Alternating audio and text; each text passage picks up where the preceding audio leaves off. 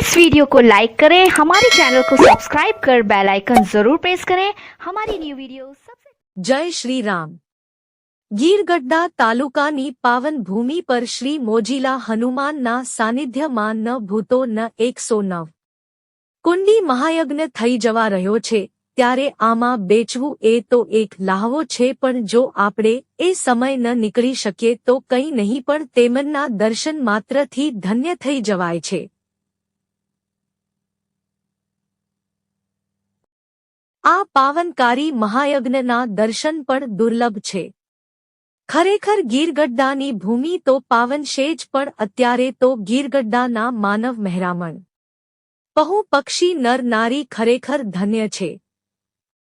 તો હરેક ભાઈ ઓ મિત્રને ખાસ નમ્ર વિનંતી કે આપ આપનું અનુદાન આ પાવનકારી મહાયજ્ઞમાં સહભાગી બની ફૂલ નહીં તો ફૂલની પાંખડી આપવા વિનંતી।